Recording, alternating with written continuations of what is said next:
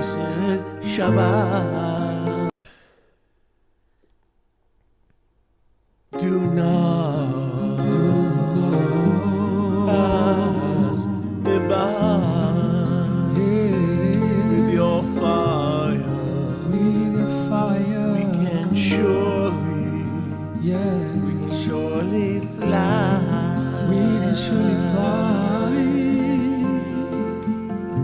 Divine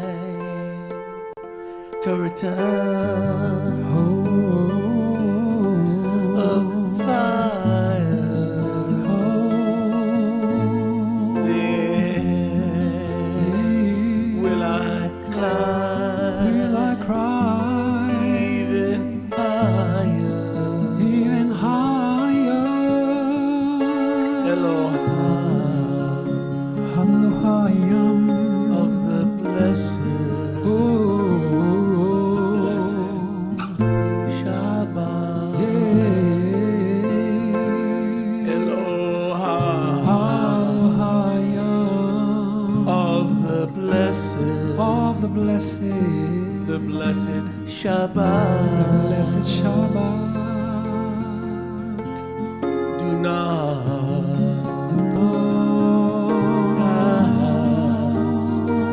not pass me by. With your fire, we can surely fly.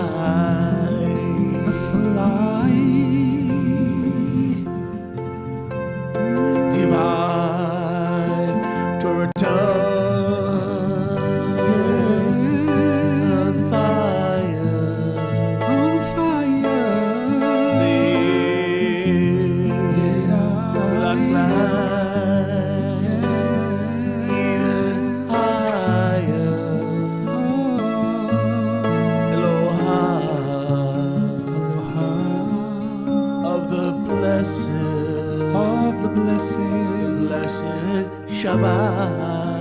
Blessed Shabbat. Elohim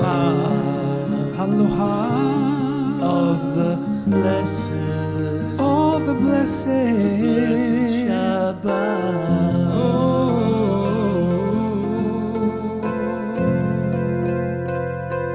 Shabbat. Shalom.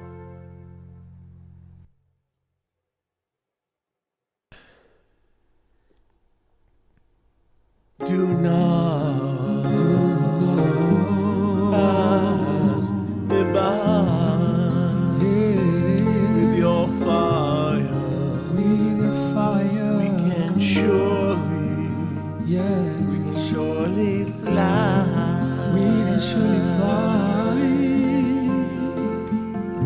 Divine to return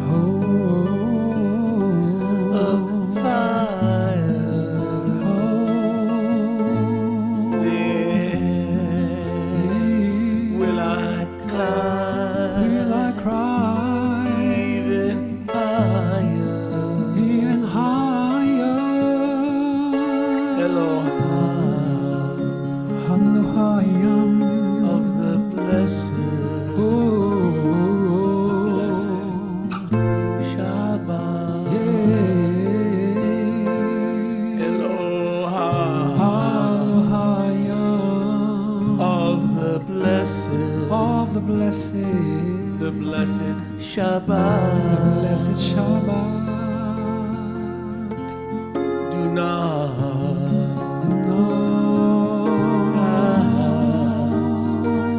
not pass me by. With your fire, we can surely fly.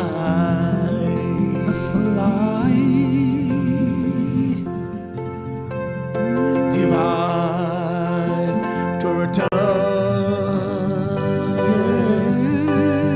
fire.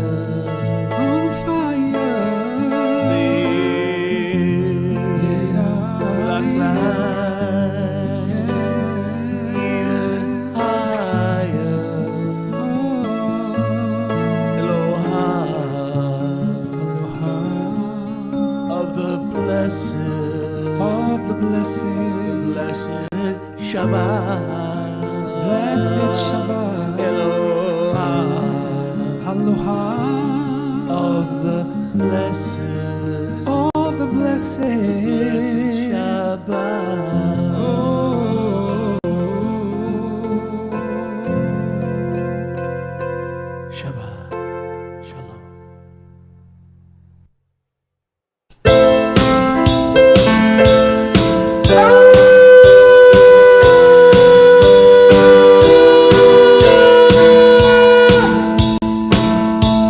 Avinu Malkeinu, our Father, our King.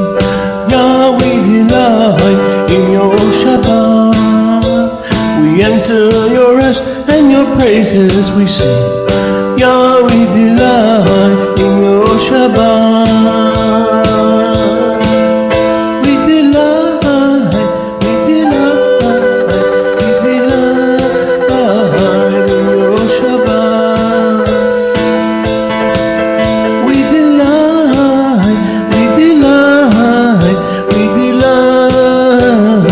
in your Shabbat. In 6 days you painted the face of the earth and called out a day when you rest from your work. You brought forth a nation from Abraham and spared his son Yitzhak, providing the crown. We delight in your Shabbat.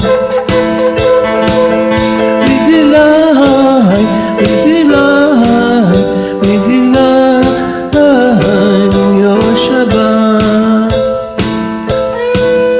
The prophets foretold that Mashiach would come. Shema Yisrael, Yahuwah is one.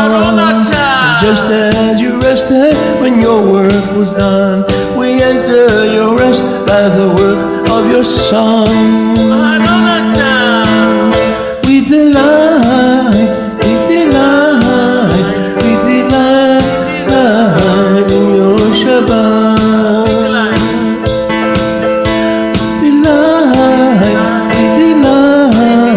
We delight in your Shabbat. The lilies and the Pharaoh's feet. You Elohim provide all our need. Your people will enter your rest when we cry. Baruch haba b'shem Yahuwah. We delight in your Shabbat. We delight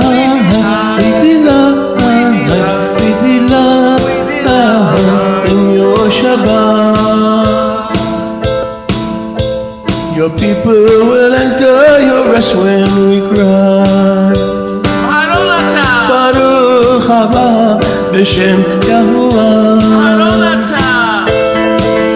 Baruch haba b'shem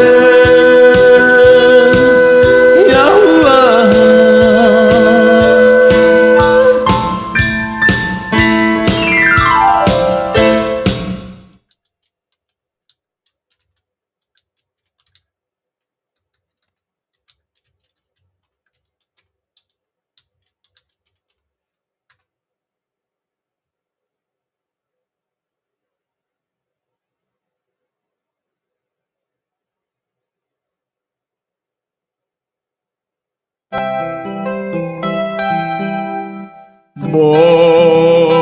Ruach lo hayam umaleh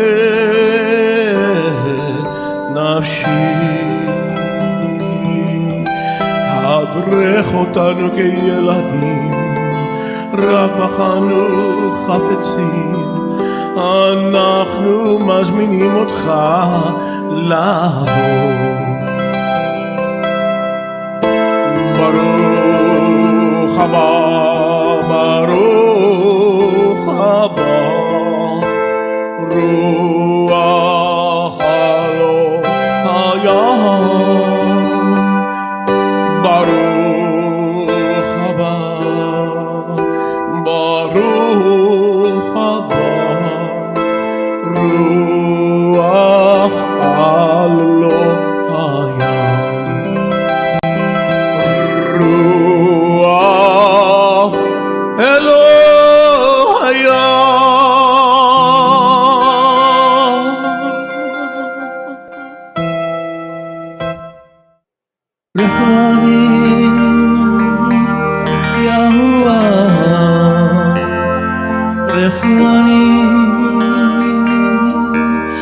Yahuwah, Yahuwah, Refuani, Yahuwah, Refuani, Yahuwah, Yahuwah.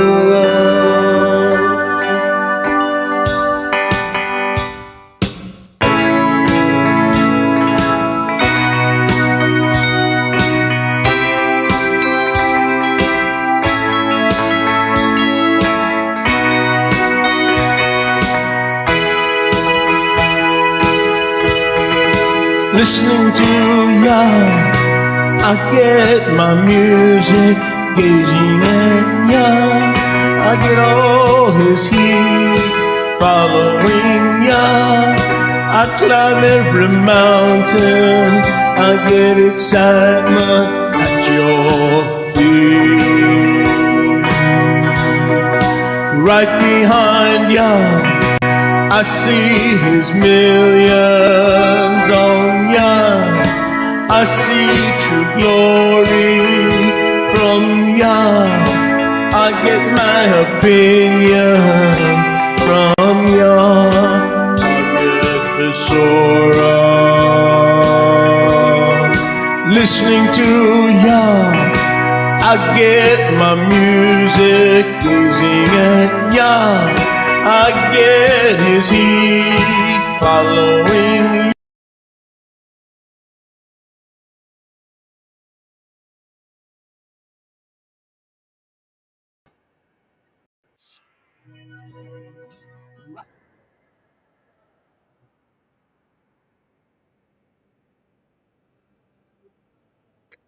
I see true glory from Yah. I get my opinion from Yah. I get Besorah. Refuani, Yahuwah, Refuani, Yahuwah, Yahuwah. See me, feel me, touch me, heal me. See me, feel me, touch me, heal me. Refuani, Yahuwah, Refuani, Yahuwah, Shlach Ruachecha.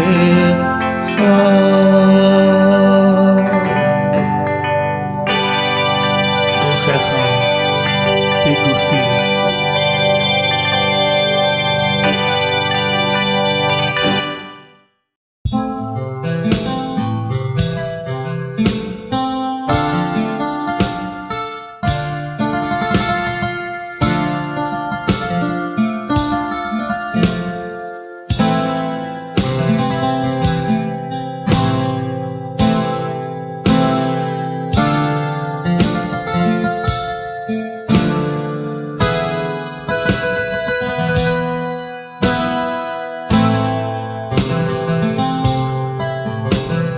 הנה לא ינום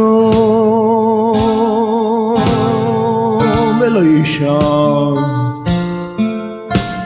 לא ינום ולא יישן. הנה לא ינום ולא יישן, שומר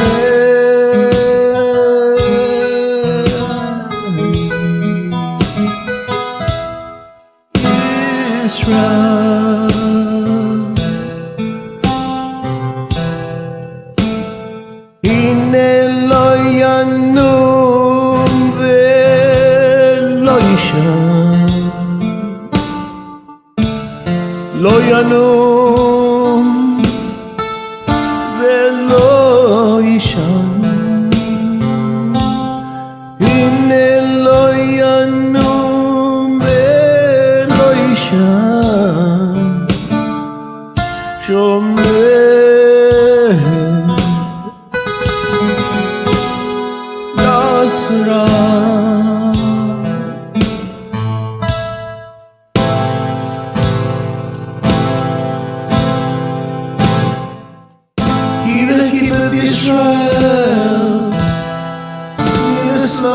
sleep.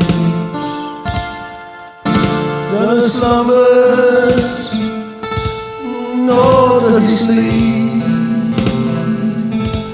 He doesn't slumber. He doesn't sleep. The one who guards your strong. The one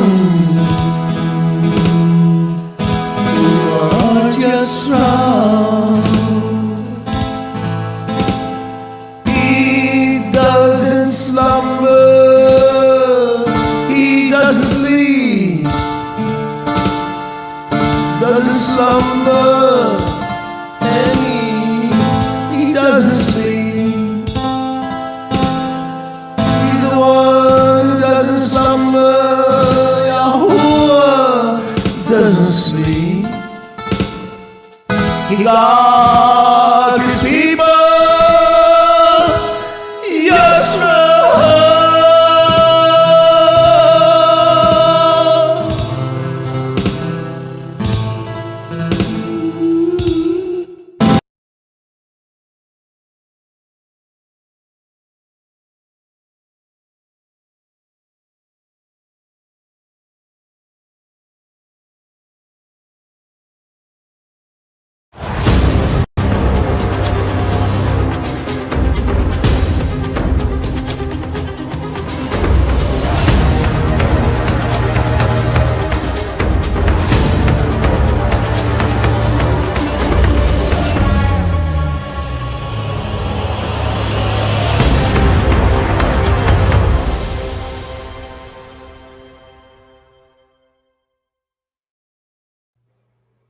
Shalom, shalom. Hey, my OG, what's up, OG? Family. Let me get rid of that. Copy. It's a beautiful logo, but I do got to get rid of it. Wait, I got to turn you up just a tiny bit. Sorry, I did not catch the last thing you just said. No problem.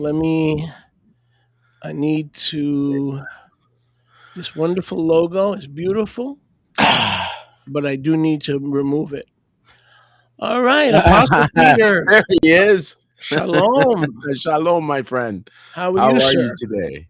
Yes, I'm fine. How's my sound? Good? You sound fabulous. You sound pristine. Good. Nice microphone you got there. I copy everything you do. You're my hero. You are so awesome. You are my hero. Wow. I copy everything you do. We're here again at the gates. Yes, we are.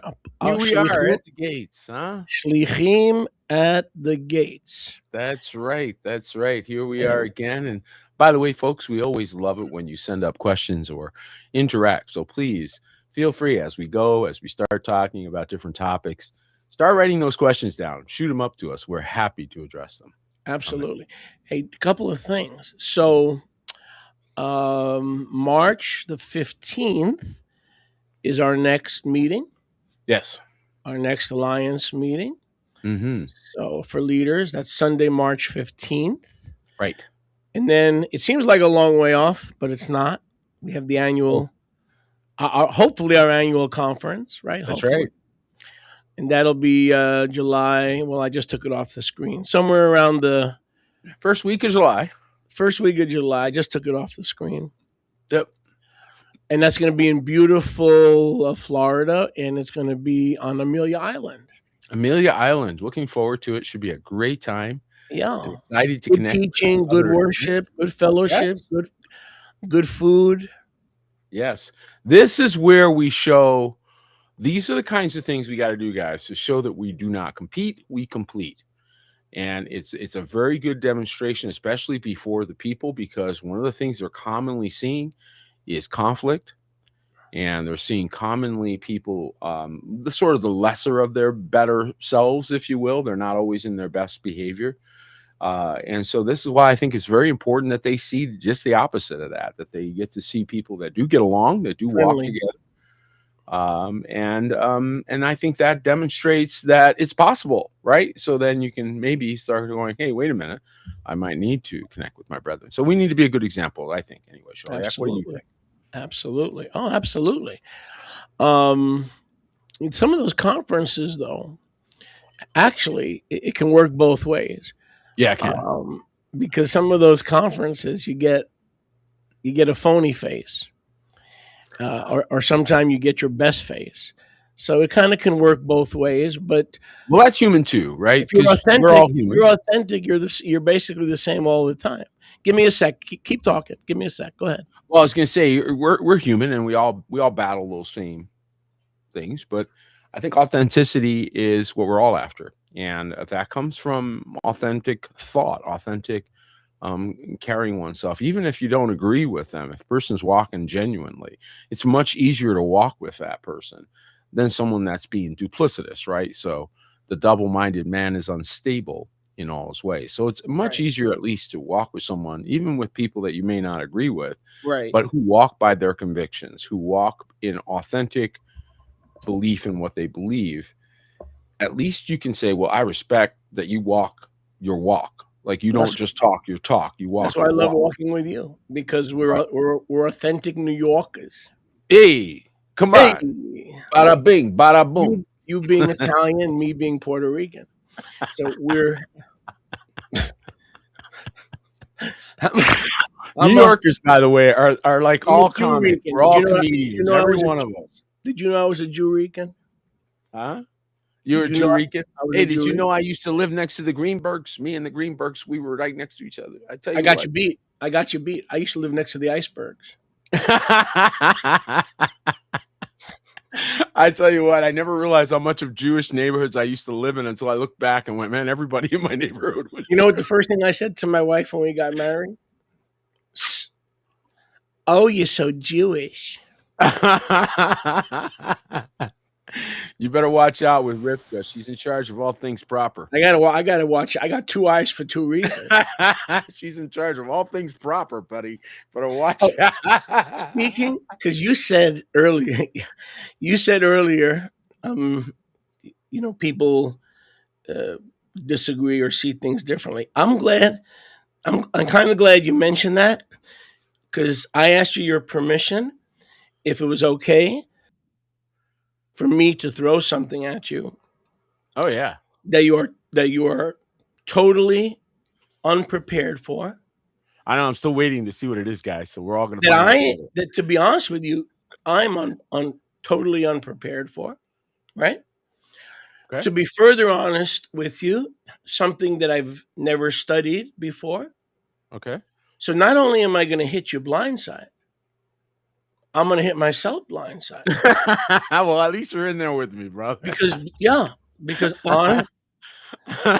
least honestly, I'm I'm going to bring something up, okay? But I have no idea how it's going to turn out. Not only that, I don't know how I feel. okay. So actually, to That's be fair. honest and humble, excuse me. To be honest and humble's kind of the same thing as humble, right? Kind of the same thing. I'm going to ask your opinion. How does that sound? Fair. Okay, so we know, first I need an affirmative. We know and we understand that Yahusha's abiding presence is here for forever. But Amen. officially, the end of one age came, and the new heavens and the new earth came in 70 AD. Are we in Right. basic concordance? Right? Correct. So far, so good. Okay. So we're in basic concordance. Okay. Yes.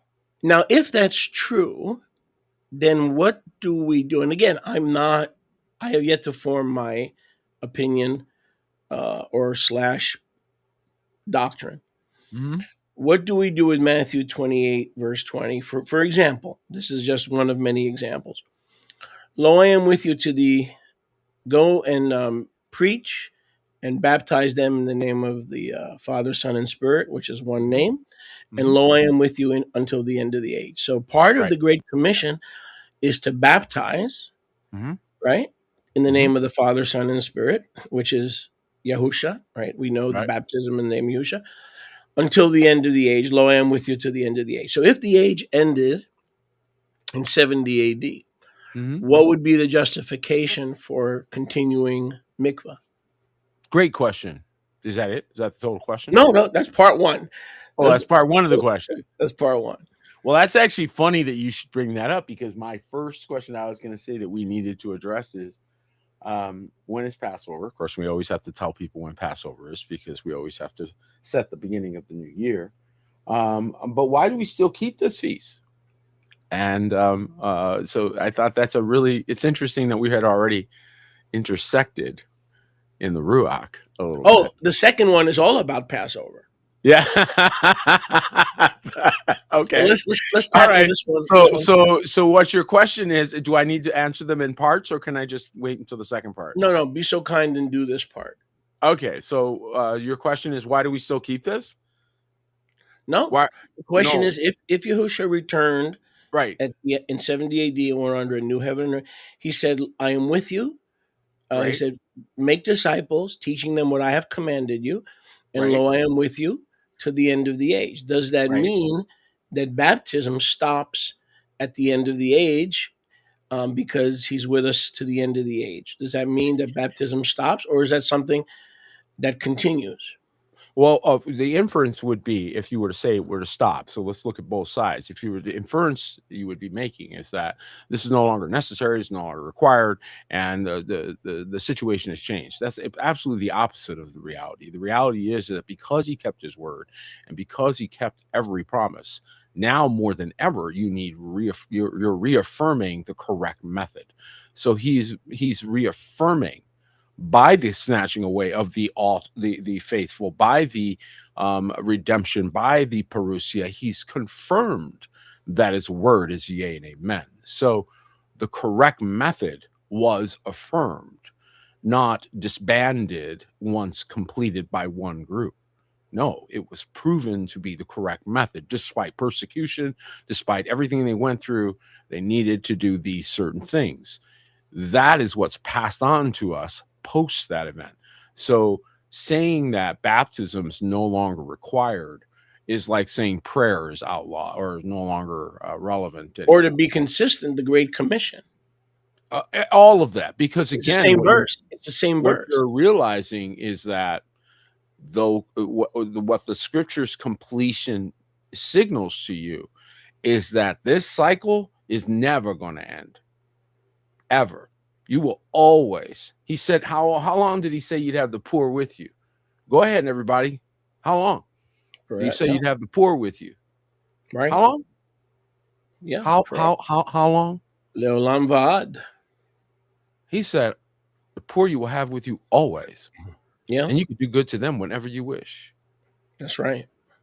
Wow. Okay, but I looked up that word, lo, I am with you to the end of the age. Mm-hmm. Okay, 2 points. If baptism stops at the end of the Adamic Mosaic age, again, not Torah, but approach, then by definition, that is part of the Great Commission, right? Yeah. If so you were to by say definition, the Great Commission would also have to stop. Yeah, if you were to say that, sure. At the end of the Mosaic or Adamic age, correct?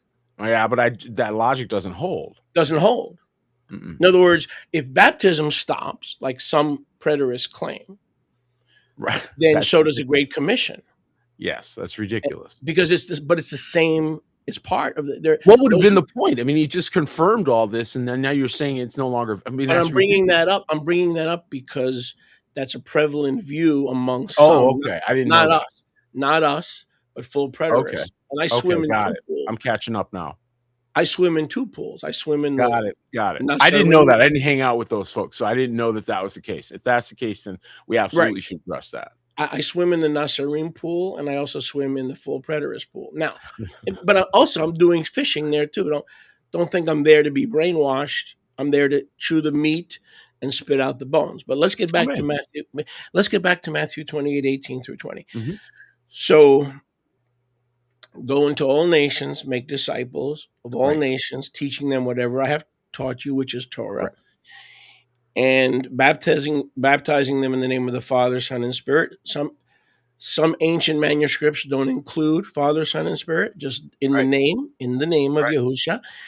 And lo, I am with you to the end of the age. So this is interesting. I already got your answer, and I appreciate that. I looked up the word age, and in the Greek it is ainos, A-I-N-O-S, which is interesting, which can either mean the end of a period, which in that case, no more baptism and no more Great Commission, because now we're just enjoying his presence. In other words, you're out of luck. If you're in, you're in. If you're not in, you're not in, which I reject. Or the word ainos can mean the messianic age, right? So it could either mean the end of an age or it could ever mean the messianic age. Now, the messianic age is an eternal age. When will the end of the messianic age be? Never.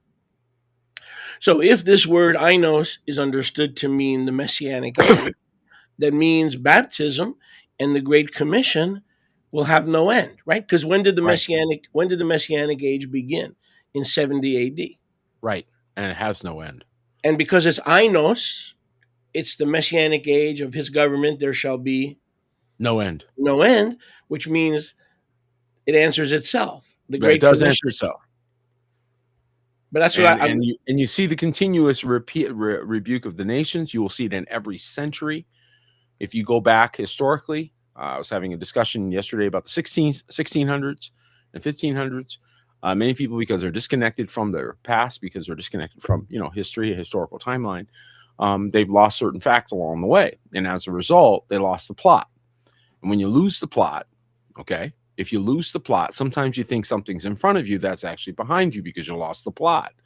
You go for popcorn, come back, you forget where you are in the movie. Okay, well, many of people went for popcorn historically and did not realize things that occurred in every century. And we have yet to have a century that did not have the same cycle. I'm not kidding. Go back and look. There's yet to be a century that did not have major corrections in it that took an entire generation through a ringer. And it's and they're all thinking, the same thoughts like the Millerites. They're all every generation has them.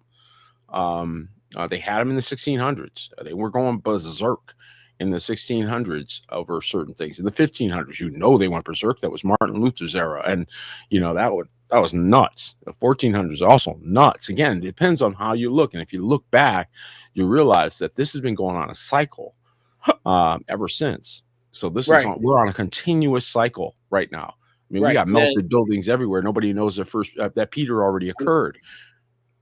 I never had the answer. Yeah. So the thing is, getting back to ainos. So it could either mean the end, as in the end of the Adamic Mosaic age, or it could mean the end, the messianic age, or eternity. And of course, we know that this age, the new heavens and the new earth, thankfully we're in the new heavens and the new earth. When will this age end? Never. It'll just be, like you said, repeating cycles. Yahuwah's presence with us. Are we with him? He with us. So this is an ongoing. The Parousia is not just a 24-hour event where he returned.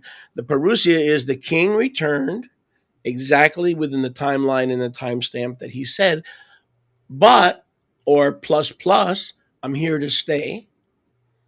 And lo, I am with you as you are my temple till the end of the age.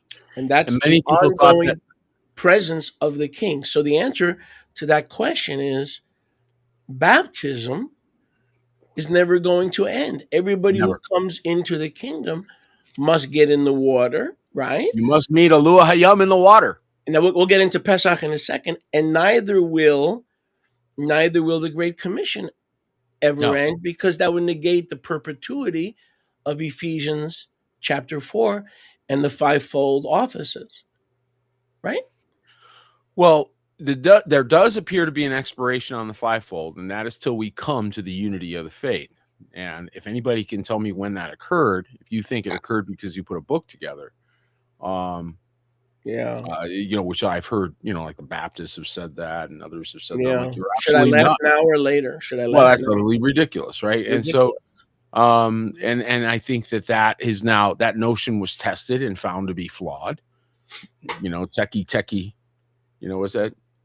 Mene Upharsin. Mene teke upharsin. Mene teke upharsin. You were weighed and measured and found wanting. That whole thought process did not measure up. So what are we really seeing? We're seeing it in every generation. We're seeing it like it's the last century over and over again. Like we're on a repeat loop. And we're going to go through the same Antichrist persecutions, and we're going to go through the same attacks on our faith. We're going to go through the same isolations and the same gauntlet, the same Yeah. obstacle course, just in your generation, but same one. And you got to pass the same way they pass back then. Go ahead, brother. There's two entities that refuse to change. Yahuwah and Satan. They refuse to change. And guess who's going to win that battle? Right. And P.S. regarding unity, that to me that's a joke. There's only one ministry. Now hear what I'm saying. There's only one ministry team that I know that is come into maturity, perfect unity. You know who that is? The Father, Son, and Spirit. The rest of us have to learn to stop competing and stop arguing over crumbs and sit at the table and agree on the majors. Like Augustine said, in all things charity, on the majors major, on the minors who cares, but in all things charity. And we got to learn that. And I've got to learn that. We all got to learn that. Well, I think you know what you're saying is pick your fights, and that, you know, picking your fights between your brethren aren't wise. It's usually wiser to pick your fights among your enemies. And I mean, let's face it, we need one another. We need our allies together. And we've all seen the price tag of unreconciled differences. How many can tell by just looking and say, you know, we would have been better off together here, on how many situations in the last, say, 10 years that you've watched the body in whatever group you were in or whatever part you were in, you all watched the same things. I don't need to know the details. I don't, because I was in the Ruach with you all. Okay. I was with you in the Ruach and I felt it. I can feel the constancy of the debating. This is the remnant or the residual afterglow of the tree of the knowledge of good and evil. It continues to reverberate through sin in the human condition. And this continues to be justified because, again, of that competitive thing. So we're coming out of it, but yes, you're right. Mature, we're all rebuked before the throne. Everybody is.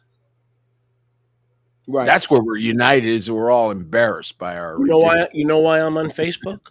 Because people say, how can you be on Facebook or social media without debating? Watch. You know why Shaliach Moshe Yosef Kanachowski is on Facebook? I'm there to instruct. Yep. I'm there to rebuke. Yep. I'm there to fish. Yep. And I'm there to correct. Yep. Now, it may seem to you like I'm debating, but I know exactly why I'm there. I know exactly why I'm there. When I'm on Facebook, let me repeat, it's to do what 2 Timothy commands us to do, chapter 2. Instruct, rebuke, fish, and correct. And I'm never thrilled about, you know, we don't run towards those things, but we do them because we're required to do them. Well, it's a pleasure to instruct, to correct, to fish. Sometimes it's a pleasure. As long as you don't get into the debate mentality. Competitiveness is my number one thing. I really, really do not like competitiveness. And I mean it very sincerely. Like, I really don't like it. That's why it's a miracle you and I like each other. Wow. I refuse to compete with you. I come from a competitive background. You know, I refuse to compete with you. I already saw that. Softball, roller derby. I'll just let you win. Yeah, you win. But I don't like that. You're like, doggone it, I want to play something. Yeah, well, you know, and again, we took this. It was so bad with me, Peter, please let me confess. It was so bad with me, right? That when I was younger and someone beat me in sports, I would either go home, like they say, okay, let's hang out and get a pizza. I said, no, it's all right. I'd either go home or I would sit there and mope and get inward and nasty. Now, I did outgrow some of that. I got to admit that. I did outgrow some of that. But good for you to admit it, though. That's why it's a miracle that you and I get along. I gotta admit this. It's not my biggest moments. No, it's got to be the Ruach that you and I get along. It's got to be the Ruach. I don't know. I think that this new darker background makes me look like I'm sitting in a confessional sometimes or something. And he just, I love it. It's beautiful. He has to come and say, okay, I got to tell you what I did. See, we're not competing. I got a black background and you do too. So, which brings me to the second question. And again, I come as a humble student, chocolate, and aunt. So here's a more difficult question. Let me take you to the exact verse, and I mean this with all sincerity. Okay. And I'm not trying to test you. I'm not trying to Don't mind to one up you or anything of that matter. I just would like to know I something. don't mind being one upped. I get better too. So if you guys want to one up me, by all means, do so. I'm All proud right? of you when you do. I'm rooting for you. Gotcha. So in 1 Corinthians, that's a healthy Let me attitude. drink the death of Yahuwah to proclaim until that he should come. Amen. Okay. Okay, so 1 Corinthians 11:26 says, Right. talking about Pesach. Now we can segue right into Pesach. Oh, okay. Got you. So as often as you may eat the bread, Okay. this bread and this cup drink that you may drink, Mhm. the death of Yahusha, master, Kurios, Mhm. master, you proclaim, watch this, until he that should come comes, until he comes. The word there is LT, which literally means until he is to come. Or Now, arise. Yeah. if we believe, and I do with all my heart, soul, and strength, I don't believe in 59 Perusias. I believe in one, but I believe it was for the entire age, and that now that he's here, he's here. It says you take the Pesach, Right. or what the Christians would call communion, Mhm. on a regular basis until, that word until has a definite end. There's a definite duration, and the duration when you stop taking communion, or in our case, celebrating Pesach, stops when he that should come will come. That's a toughie. That's a really easy one for me. It may not be tough for some folks, but there are some folks who are really pondering that. I'm not, but I do All right. want to Well, get your opinion. key thing there. If you can put the passage back up, or just put the passage up. Well, it doesn't matter. You can put that screen back up. That'll be fine. So, key thing here, guys, you look at this passage and you're going to get some Sholiak level review, right? So, you're going to get to see a little bit on the inside of how things unpack and what have you. So, scroll that up just a little bit, my brother, so I get the beginning of the verse. Because you're starting, yeah, that right there. Great. Okay. And it says, as often as, for if you may eat this, the bread, this, and of course, it's speaking, of course, about the Passover observation. Now, what is the key word in all of this passage? Who wants to tell me what the key word is? Well, I'll tell you because I'm on a broadcast and you guys can't really interact with me, but I'm going to just pretend we're talking. And you say, well, I don't know, Peter. I don't know what the key word is. I mean, there's a lot of key words in here. Well, I would suggest to you that the key word in this passage is the word you. You is the key word in this passage because we need to define you. We do. As a matter of fact, I was just working on this yesterday. It's so coincidental. This couldn't be possibly coincidental. That particular word was a coding word that I had to use for certain things. And so I had to spend some time on the word you yesterday. So it's interesting that you bring this up because who is the you he is speaking of? So when you have a you in the passage, we have to define that. We can't presume arrogantly that he's talking to us because we weren't there. So first of all, we do not qualify for the local and immediate crowd that he was in fact speaking to. So first of all, we must admit that we do not qualify as first tier listeners to this message. Once again, we do not qualify as first tier listeners to this message. We are reading a message that was written a long time ago. So the presumption, which is very self-centered, that all of this was just for you, ignoring 19 other centuries and all kinds of things, is hubris on steroids, in my opinion. Now, what you have here in the key passage, or in the key to this passage, again, you identifies the people that he has already made his promise to and plans to complete. So he did, in fact, do that. Now, he said to us, the Jew first, then the Gentile, right? Which was sequential. So one could argue that he did the Jew first, and now we're on to the Gentile. One could argue that. One could also argue that they were both done at that point, and therefore the rest of this is just residual afterglow. Makes no difference, guys. And here's why. It doesn't matter that you wake up the remnant person first, the true Natsarim, the true Zedok, who was asleep in 1800s or 1900s or 2000 and got awakened. What does he do? Jew and Gentile. So it repeats regardless. And it's always the you that he appears to, the you that he connects with in every generation. And you'll find them. You'll suddenly see people at visions and dreams and things where he appears or he interacts with them, and then he commissions them, and then he sends them out, and they do extraordinary things in every generation, in every century. And they'll all tell you the same stories about him appearing or about him talking to them, or about visions and dreams and words and things. What's he doing? He's resetting the cycle again. He's doing it again, sending his sent ones, going through the process again. And once again, there's a new group called you. There's a new group called you.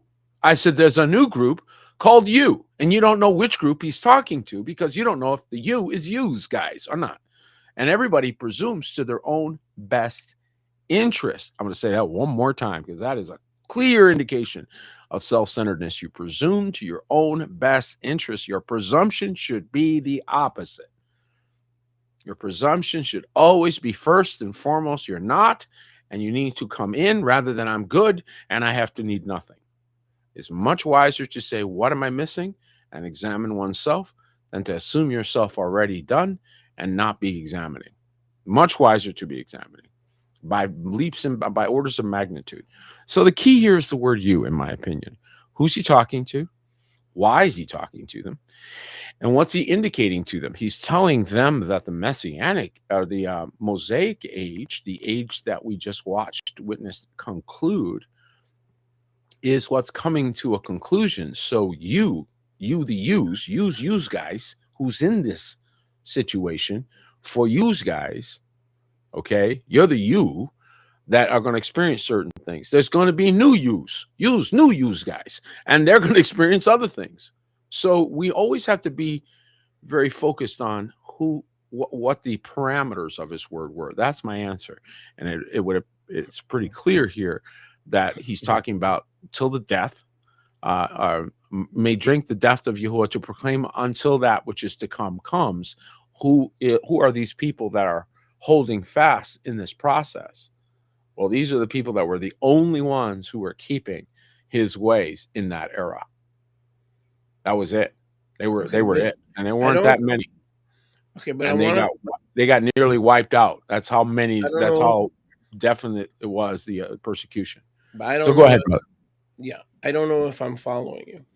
The part that I'm wondering about, and I know I have my views, but you show forth the death of the master, you proclaim it until he comes. So what do we do with the fact that he returned in 70 AD? Does that mean we no longer do this? The until is a very definite time period, right? It's a very definite time period. Or what else could it mean? Could it mean? I heard your explanation, and I understand. But again, who's he talking to? So he's talking to people who, when that moment occurs, right? So remember the time when this is written. Mm-hmm. He's telling them, he says, you do this until, like, do not stop. Keep going all the way until you're removed, right? So inferring from that language that that's the end of it is like saying, keep rowing until you get to the other side, meaning rowing is you're now done rowing ever in the world because you got to the other side. There was a context to that. Go ahead. So you're saying it's an admonition for the Talmidim not to stop Pesach Yes. just because he's coming. In other words, Right. until he comes. In other words, you don't stop until he comes, and then once he comes, you keep on doing what you've always doing. In other words, that's your understanding that you keep Well, think on. of it as a method. Think of it in terms of the approved method. He just confirmed the approved pathway. He just showed you by removing those, by giving them their blessed hope. He just showed you that that was the right way. So now the right way was confirmed. To me, that says, and it's just my In thoughts. other words, don't stop. That Yeah, basically I mean, says don't he just stop. confirmed it. He just stamped it with the biggest stamp of approval you could possibly have. But if we look at that word until, we might see something with a finite, a definite Right. finite ending. So Well, the contra-wise argument can say the problem with the 70 AD doctrine is it can cause someone to stop keeping the Moadim and Passover because until means a definite ending point. If I say to you, Peter, go shopping until Mhm. 6, which by definite command, not implication, means you need to be home by 6. So that's my Not because there's no concern. more time after 6, Right, but because you've set a definite time for the regathering. right. There's an assumption there that there's no more time Right. after he comes when you are expected to do that. And therefore you have to go to, don't you agree? That you Yes. have to go to Exodus 12, which means you do it from all your dwellings, in all your generations. Yes. And this has happened already several times. So you can't So just build 1 second. You can't just build a house or a doctrine on 70 AD and 1 Corinthians 11:26. You have to consult it with the foundation in all your generations, in all your dwellings. Correct? the presumption that the foundation is somehow removed and yet you continue is ludicrous on its face. The fact is that the foundation establishes a building pattern. It is because the cornerstone is set correctly that the rest of the building will be in order.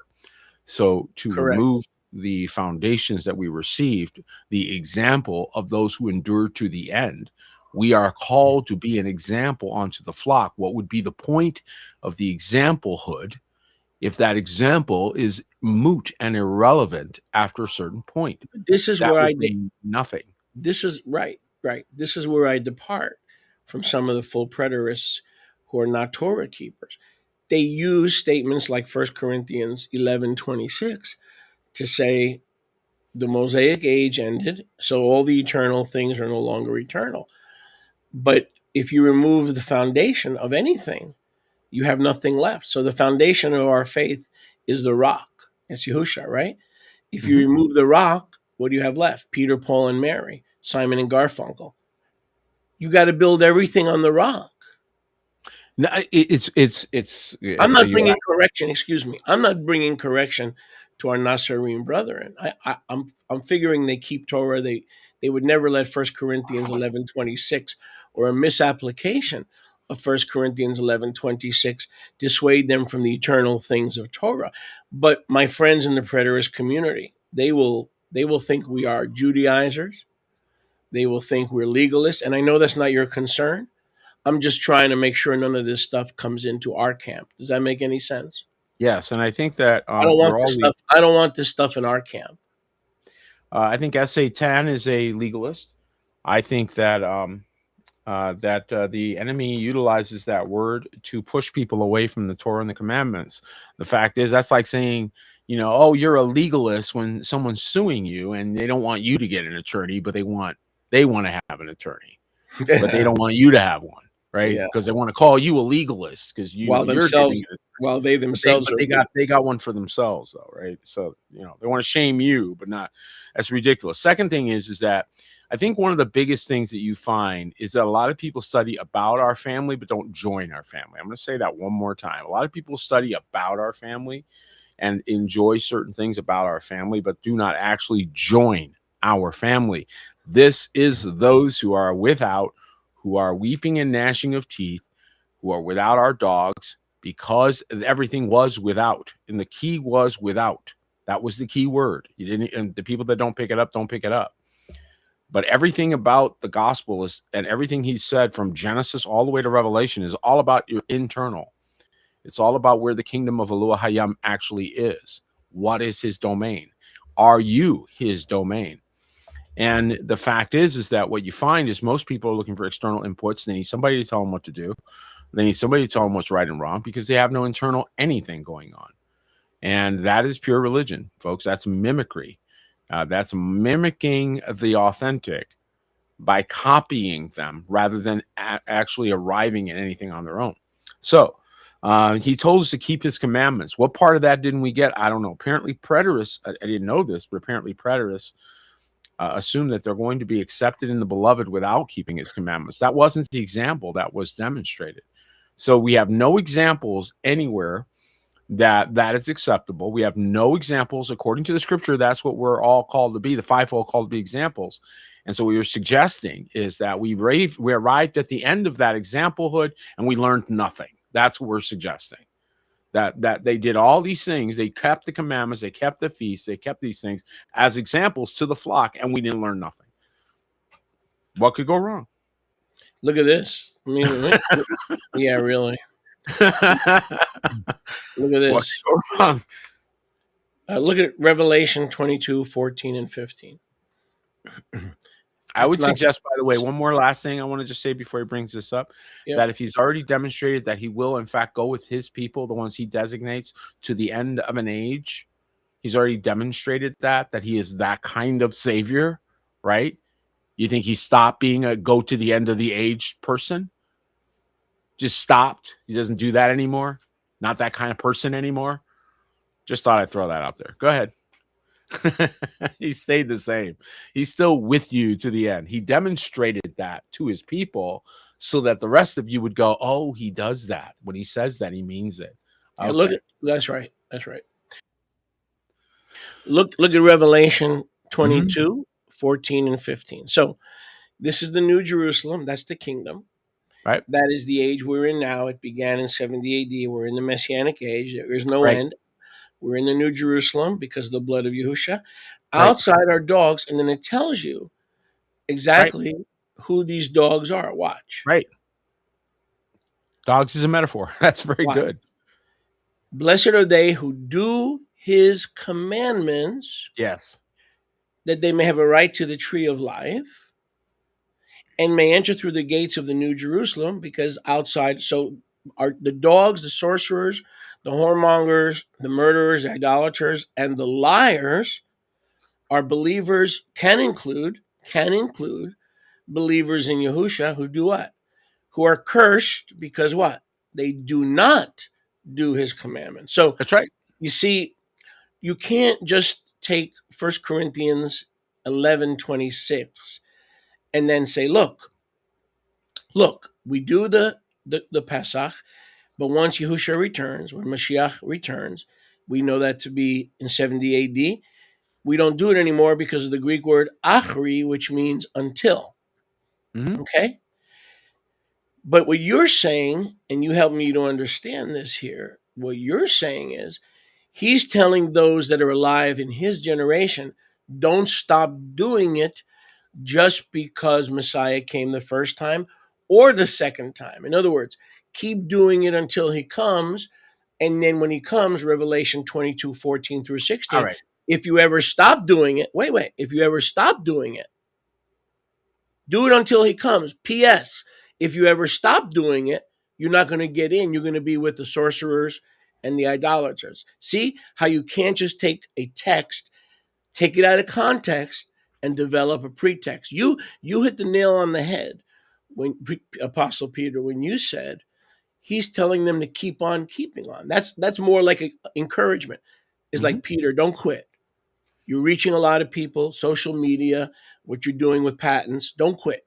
In other words, keep doing what you're doing till the end. In other words, that doesn't mean after the end that these things don't continue. So we can take a text. Yes, that's the point I'm about to make. You just hit it. You hit it. You already made it. You made it clear. I see that helped me, because if I'm wondering these things, and I'm just going to tell you straight out, there are at least 2 or 3 Nazarenes. Listen to what I'm saying. This is important. There are at least 2 or 3 Nazarenes that have stopped doing Torah. Now it's my problem. See, it was formerly a full preterist problem. Now it's my problem. Now it's your problem. Well, can I comment on that if you don't mind? No, sure. So if you get told by your friend, hey, you want to make some butter? No problem. See, here's what you got to do, and you got to keep churning until you get the butter. Right? Keep churning until you get the butter. And then when you see the clumps, then you know you can stop churning. Does that mean all churning is over because one person arrived at butter? No. It just means that that's the recipe to arrive at butter. Is you do this until, so just keep that in mind. So you don't lose the recipe. You don't lose because the way this to please is exactly him, what the way he to gave serve you. him, the way to please him. So in other words, you don't have amnesia like James talks about. He says when we look into the perfect law of liberty or the Torah, we remember what kind of man we used to be. In other words, our fathers were Israel. We remember that. See, but if I say to you, pray until your prayer is answered. Right? Pray until your prayer is answered. And I say that to you. And so you say, all right, I'm going to pray until my prayer is answered. Does that mean I'm never going to pray again? Because that's it. My prayer of that particular moment was answered. No, the context of that comment also matters, right? Excellent. So if he's talking about the contextual prayer that you're praying at the moment, doesn't mean prayer as a general topic is now gone. It just means you're going to keep praying until something happens. That's called push, right? My grandparents taught me this. So until means until you see certain things. That's not the end of everything. And so to assume that, what he's saying here is, oh, well, until you see this, yes, because what you did worked.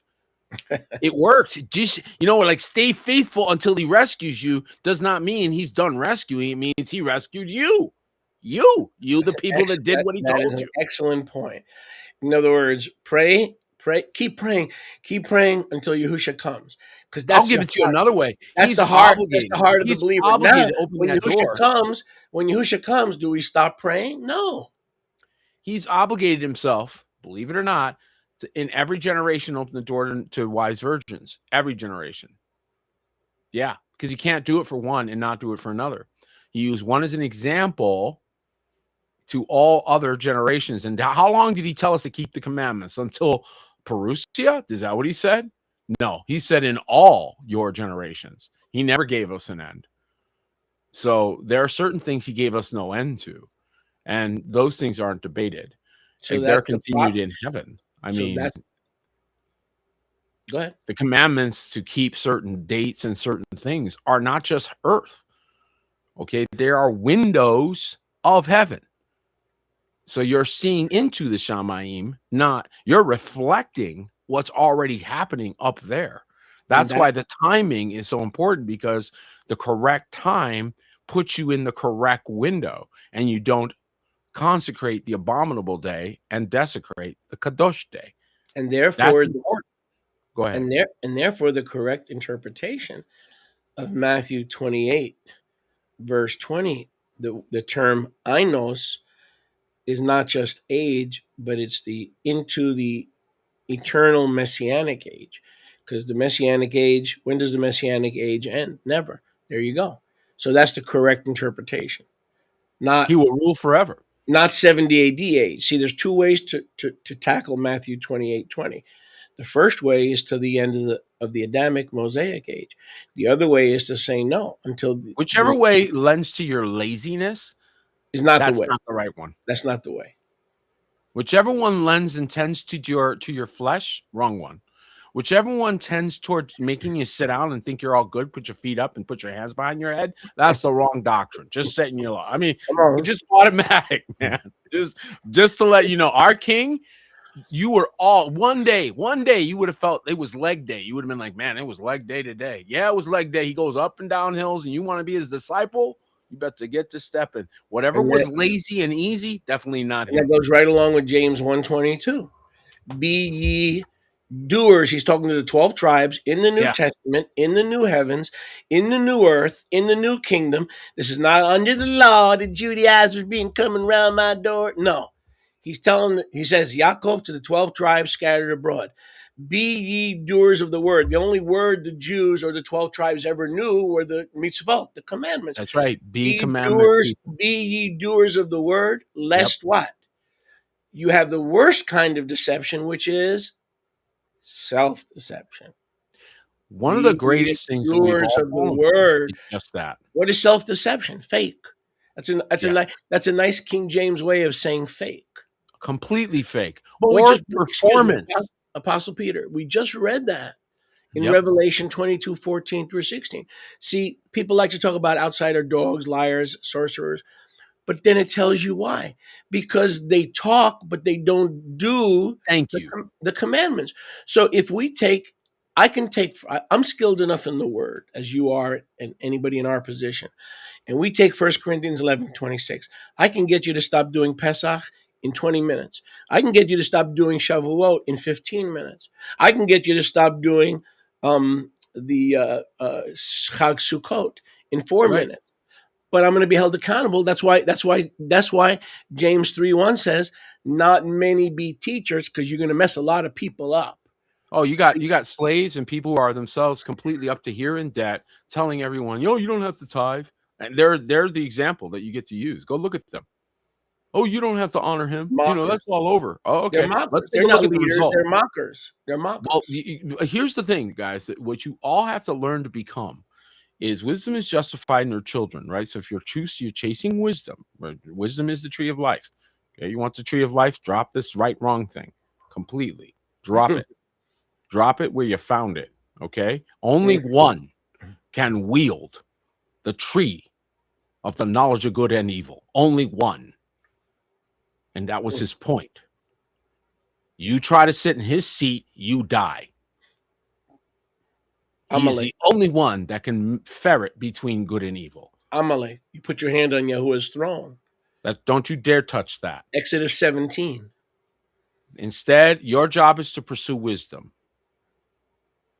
And wisdom is conflict-free. Wisdom is a peacemaker. Wisdom is looking for peace. Wisdom's not looking for conflict or who's right and wrong. That wisdom already knows that's a fool's errand. Okay? And it is an attack on Yahuwah's sovereignty as well. Yes, it's a waste of our time. Let's look at your results. You want to talk? Be an example. I'm going to look at your results, and I better be impressed.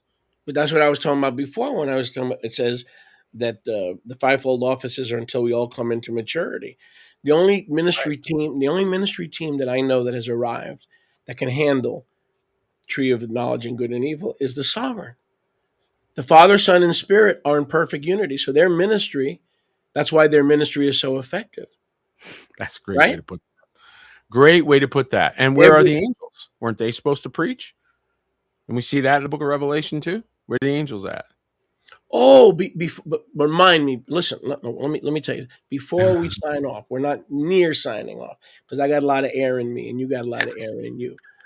But so don't hope that we're not signing off anytime soon. But you better get those questions going, folks. But before we sign off, and I got to tell you this, I was listening to you. First of all, I vote for Jeff being on future shows because I don't know. Like I told you before, I don't know him as well as you do.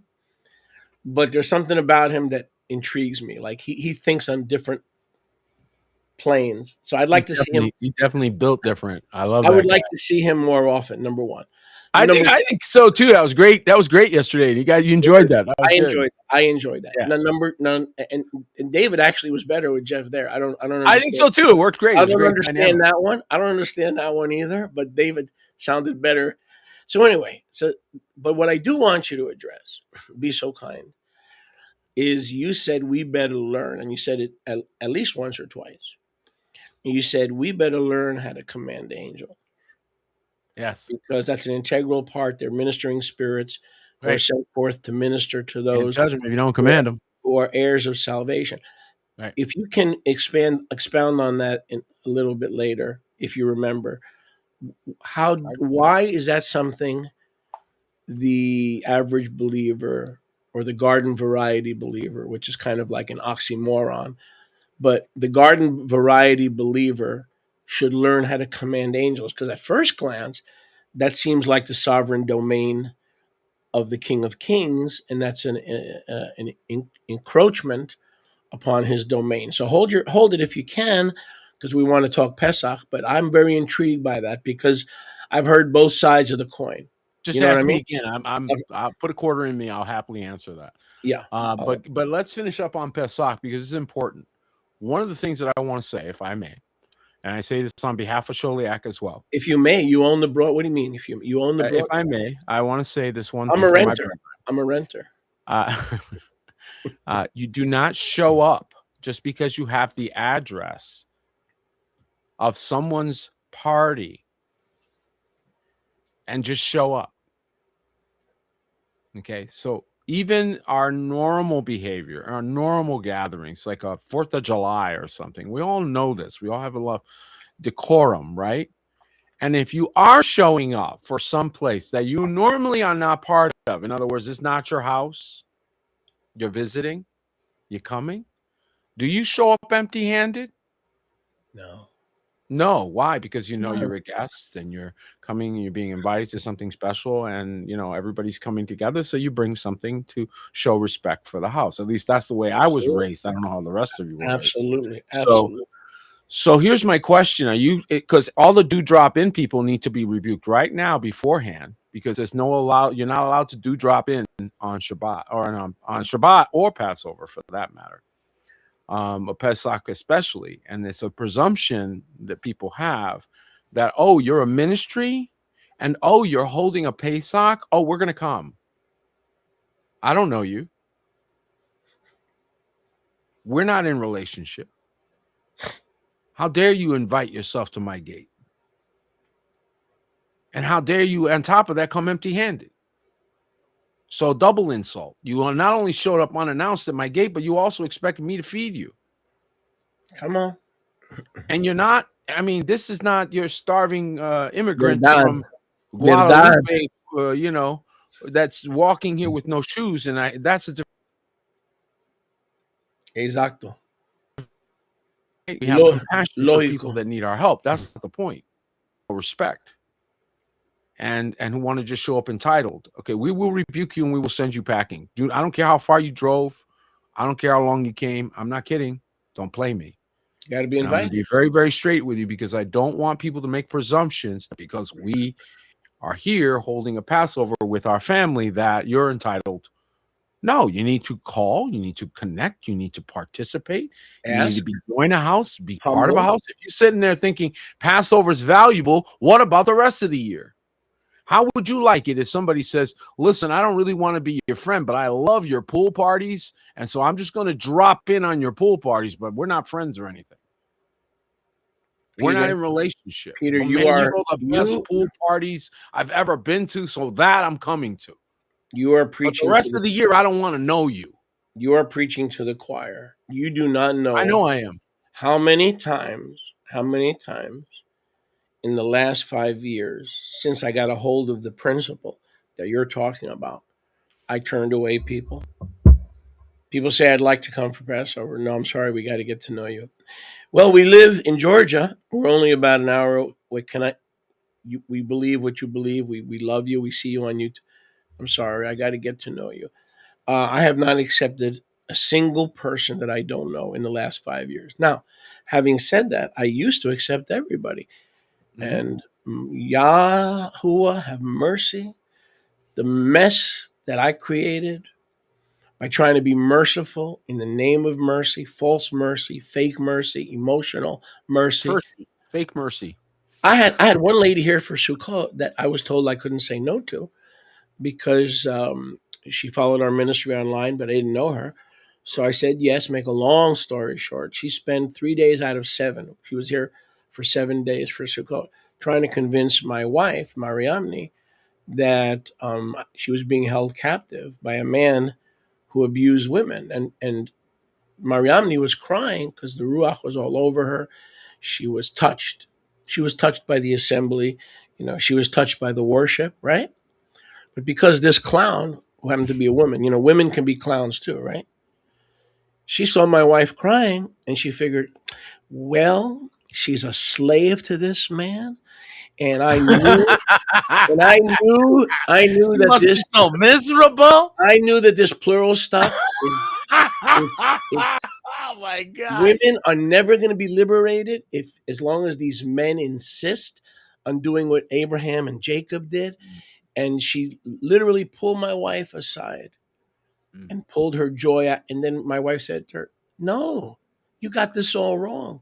I'm not crying because my husband is abusive. I'm crying because I'm so happy to see all these people, almost 80 people, keeping Sukkot, and the Ruach is touching me, and I can't stop crying." This is what happens when you invite a stranger. They misread, they misunderstand, and that all leads to a schism. Now, on the positive side, I'm dealing with a young man. He's probably listening because he likes you. He doesn't like me. Only kidding. And only kidding. It's one of my students, a new student, and he's in Tennessee, and we're working with him to come here to make a permanent move. And the first thing he says is, when I come, he doesn't have a lot of money. He says, when I come, I'm going to bring the lamb so that we can roast the lamb. See, Oh, that's sweet. he does not expect to come to be served. You know, it's free. It's free. Everything is free. I can't afford Passover, so I'm going to show up over there because it's free. He said, he didn't even ask. He said, when I come, I'm going to bring whatever, 16, 18 pounds of lamb.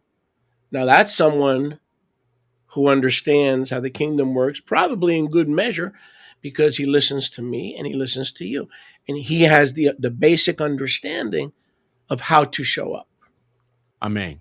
And the value of that means, here's the value that you're going to gain. So again, you can show up with your complaints, your observations, and your disagreements, and you can make that first. And what you've just done is disqualify yourself. So that will not work. It will usually create conflict and difficulty. If, on the other hand, you walk in with respect, you walk in and develop a relationship, you walk in and develop connectivity, and then you bring maybe a thing that you want to point out, an observation, a disagreement, or even a complaint. Like I said, I call it COD. If you're going to do that, after you've built a relationship, it's appreciated. Before you built a relationship, it's offensive. So the relationship is the critical point. And when you don't bother to that, then you're not actually joining the assembly. So you're faking it. You're pretending to be in the right spot at the right moment because you know that's the right spot at the right moment, which only tells you that you knew this for a while and you've been avoiding it. So to me, what you've just confirmed is your foolish virgin status. And that right there ought to make you repent, make you say, he's right. I got to join a family. I can't just be popping in on families like that. I got to join one. I got to actually connect. I got to commit. Oh my goodness. People will have, you will have an obligation on you. Oh my goodness. Love will oblige you. Okay. Because to whom much is given, and you got to admit an assembly is much. So to whom much is given, much will be what? Required.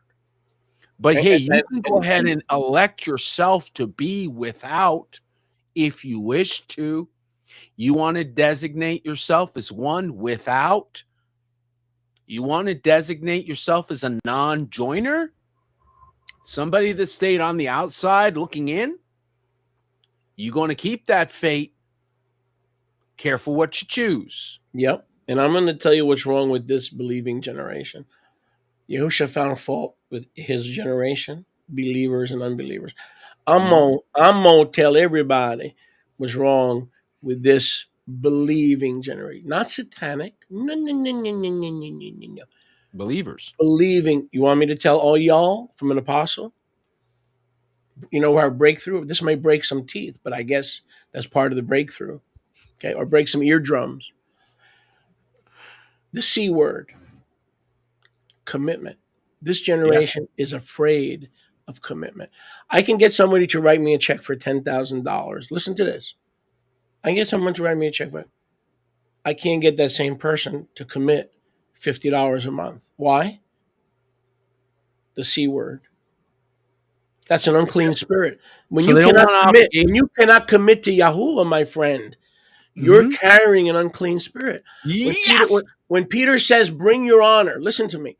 When Peter says, bring your honor, he wants you to commit weekly or monthly because it's not the amount. It's the clean spirit that's giving.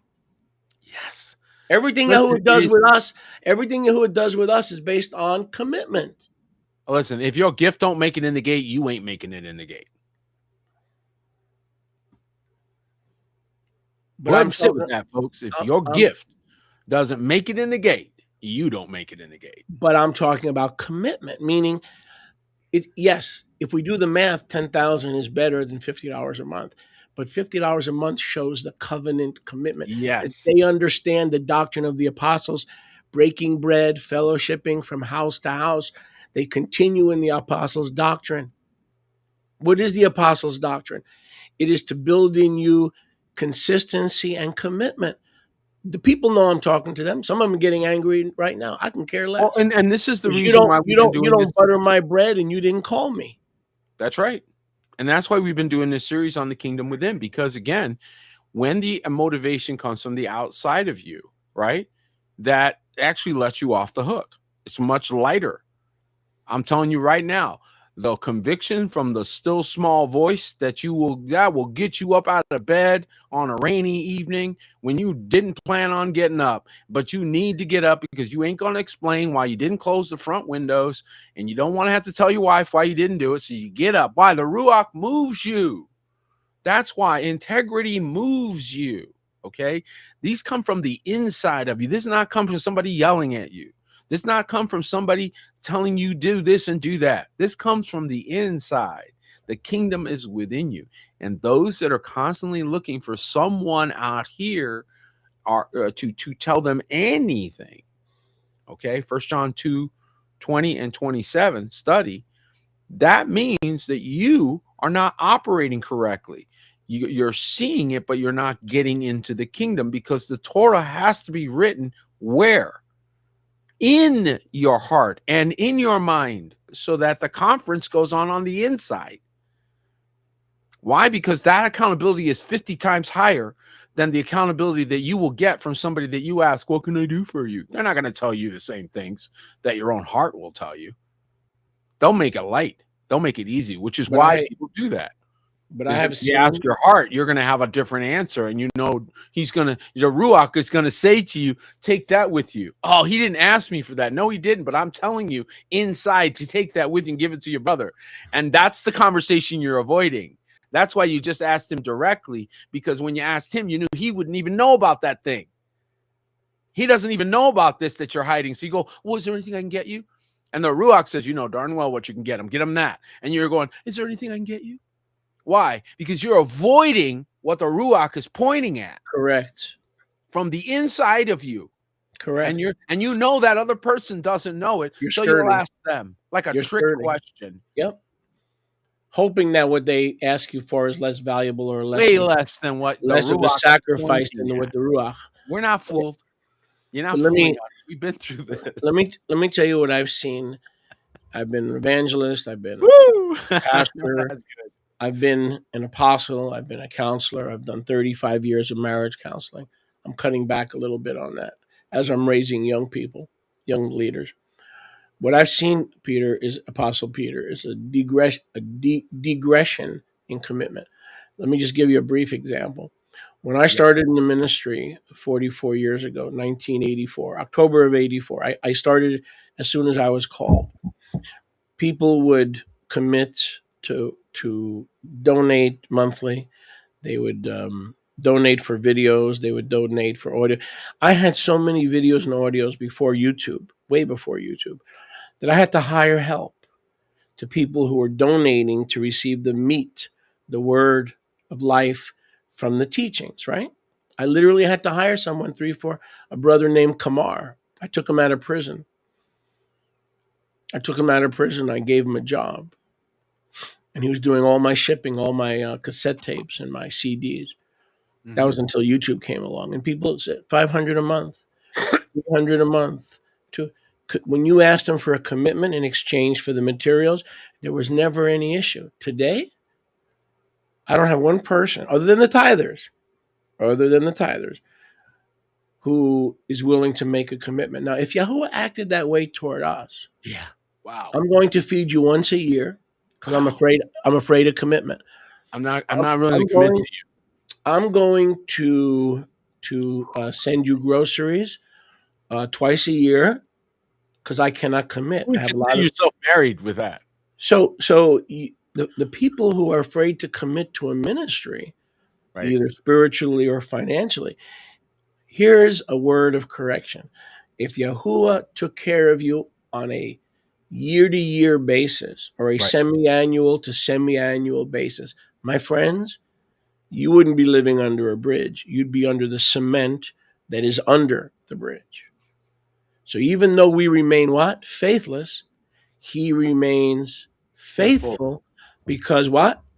He cannot deny himself. He remains faithful. So a couple things we talked about. First, I want to just quickly say this because I think it's a critical piece that I believe for a long time. And I'm talking about eros, love, not agape. Agape is on it's on its own class, but there's an eros love that we use in relationships, and it's a very important love that we need to understand. And that love is not sustained, does not sustain a commitment. It's eros love. It doesn't have the ability to sustain a commitment. It's not the same as agape. So just understand what I'm talking about. I'm talking about relationships. But it's the commitment that sustains that love. So it's the other way around. It is first the commitment to one another. And it's the fact that there's no backdoor. There's no exit. There's no disrespecting one another. All that's gone. Man. So now that commitment is going to sustain the way in which you conduct one another. If, on the other hand, you have no commitment and then they annoy you, well, that's the end of the relationship. Correct. See that? So it makes it easy to disconnect. So what's happening is divorce before the relationship even begins. They're already setting up their exit before they even begin. So they want to make sure that you don't hold them accountable to anything so they can slip away whenever they wish to. What that is imposterism. I hate to break it to you, but that's just fakeism. That's just fake. That's not genuine at all. That's somebody that recognizes that they're absent some genuineness and would like some, but it's still not to the level that they're willing to make a commitment for it. That's called lukewarm, folks. You're out of cold, but you ain't hot. I said you out of cold, but you ain't hot. So you're moving, though. I'll come back and check on you in a year, see if you want to get out of that ditch. But don't get it twisted. We're not going to pull punches here. That's not inside the ecclesia. He did not add you to the ecclesia such as should be saved. And if I were you, I'd be my number one prayer. Straight up. I wouldn't care where it is. Listen, the reason why I ended up in Jerusalem is because I was looking for that very thing. Y'all don't even know that. I was asking him the whole time, where do I belong? Where's my place? Where do I connect in? Where's my Sholiak? And I went all over this country looking. That's commitment. How many of you would do that? I know that's an example. It's meant to be. But the point is that's a level to which we must take seriously where we belong. And so how many of you are surprised if you look at that picture and say, oh, well, Peter is a Sholiak. Yahuwah made him a place that people could connect. Let me finish this. How many of you are shocked by that if that was what was in my heart, right? So you go, oh, well, that makes sense now that Yahuwah did what he did with him because of what was crying from his heart. You weren't afraid of commitment. No, I was not afraid of commitment. Let me give you another example if I can here. So my son, I have many sons and daughters, but yes. My son, Pastor Yoshi, right? I love that title. He earned that. He really, even though we don't earn salvation, he earned that position. So his first couple of years as a believer, ready? His father was killed in a car crash. His mother lost a multi-million-dollar business of making parts for machines or something like that. I don't know how the whole details. This is in the first year or two. Lost the family business, father killed in a car crash, and there were other circumstances, couldn't basically pay any bills, couldn't go anywhere, travel anywhere. The ordinary person would have given up. This is as a new believer, not somebody seasoned who knows eventually that another day will come. The weeping endures for a night, joy will come in the morning. He was too young to know that. He was too young to know that principle, that weeping may endure for a night and joy comes in the morning. And he stuck it out. He says, I don't know what Yahuwah's going to do with me, but if I'm next, if he's going to kill me, I'm in. I signed up. I'm signed up. I'm crazy enough to believe this word, these scriptures. And if I'm next, so be it. So be it. Yahuwah takes, Yahuwah takes away, he gives. Blessed be the name of Yahuwah. That's commitment. In a synopsis, of that kind of behavior is and you hit the key that I've been saying for over 30 years. Take that dirty curse word out of your vocabulary. Divorce. It's an exit strategy. It's an option. Okay? When the sex is gone and the goosebumps are gone and the hormones have subsided, you're either going to be friends or you're not going to be friends. And you're going to be friends based on commitment. And the especially a latter year of a marriage, when you're in your 50s, 60s, and 70s, it's less about sex and it's more about friendship. And friendship means commitment. So, as you said, a marriage that lasts is a committed marriage. And if you haven't taken that word divorce out of your manipulation or your ability to manipulate, get rid of it, because it still can come back to haunt you. I don't care if you're 70. Don't let that dirty word ever come out of your mouth. And I will only say this one caveat. Rivka and I made a covenant many, many years ago that we would never threaten each other with that. We would walk out for fresh air. We'd walk out for fresh air. If we had an argument, we'd take a walk. Okay. We'd even stay in a hotel for a night. No problem. But we would not threaten each other with that death certificate, because divorce is something dies in a divorce. Well, I have to agree. I think that not only does something die, but something already died in many relationships before they started. I think the only time divorce should be mentioned is a warning. I think that if you see something that tends toward or lends toward, is moving in that direction, you should warn, hey, that leads toward this. This behavior goes this way. Like if a wife or a husband is misbehaving in a manner that can be very treacherous and dangerous, that's when that word should come out of your mouth. Do you understand that this road you're on takes you here, right? So as warning, it's appropriate. Beyond that, it certainly should not be used as manipulation, because again, manipulation is not authentic. If you have to manipulate someone into loving you, they don't love you. So you shouldn't have to do that. That's a different conversation. But the commandments don't change, and love is sustained by that commitment. So that loving feeling you want to enjoy in your relationships, well, that's sustained by commitment. If somebody starts to think you don't love them, that's going to cause that relationship to grow cold. They need to know that that love is committed. They need to know that relationship is not based on the emotional ups and downs of life, that it remains a fixed point. That's going to contribute to love. Is the product of the fixed point. It doesn't come and produce a fixed point. It's the product of. So it's sequential. You have to have the fixed point in order for the flow of the water of emotion to go between them.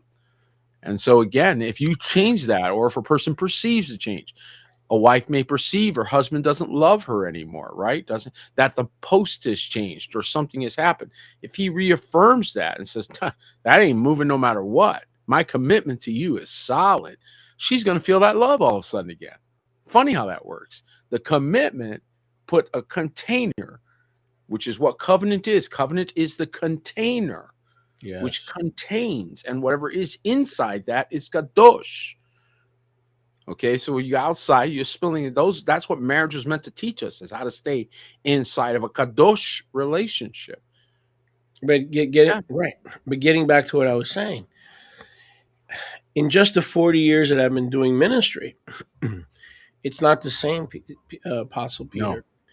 No. The commitment level has gone from here to it's. Go ahead, ask. You could do it. I don't have to tell you, but anybody in our audience, do a trial. Ask somebody to make a commitment. Ask a plumber. Ask a doctor to check up on you on a regular basis. Ask a plumber to check on your toilet every week. Without you asking, without you pressuring them, without you reminding them. This generation has no commitment. And then when the devices kick in, they don't even have a commitment to talk to each other in a restaurant. It used to be that when the cell phones first came out, people wouldn't talk to each other at dinner. Now, at home. Now they go out to eat, and they still won't talk to each other. So they had cell phones in the 1900s, early 1900s. I got video of it. Anybody wants to know. Second of all, if you asked anybody, I'm a bit of an anthropologist, in case you guys don't know this. So I pay attention to historical periods. That's what that means. I like watching people. People follow patterns. If you would have taken the temperature of America in the 1920s, 1919 to 1929, just a 10-year period, you would have seen something very similar to what he's describing about America today. You would have seen an America whose culture did not believe in marriage anymore, whose culture believed in what they call it, tripping the light fantastic, as a matter of fact, was the term they used. Tripping the light fantastic. That meant go out and party. They had speakeasies, they had bootleggers, they had and this was the rage. It wasn't just once in a while, it was everybody. Like if you had any money, you were with this group. And so you wouldn't have seen marriage be very high on anybody's list. You would have seen a lot of promiscuity. You would have seen a lot of the same behavior that you see today. But then notice that you get the 1950s, 30 years later. And what do you have then? Well, you got Leave It to Beaver. You know, you got a whole different era that comes in as a result. So what I'm trying to suggest to you is that these are not new cycles. That you can go back into history and find Sodom and Gomorrah level of wickedness. In fact, Sodom and Gomorrah itself. But then you'd find other periods of time that would look like the Puritans were running Earth. And so, again, it goes cyclically. If you look at different time periods, you'll see the influence of the prevailing wind, if you will. And it's almost as if it goes to a certain zenith, goes way over the Caligula line. They end up realizing how crazy that is, and the cycle resets. And then it goes back to the 1950s and polypurebred. This has been going on in Earth's history, cyclically, nonstop.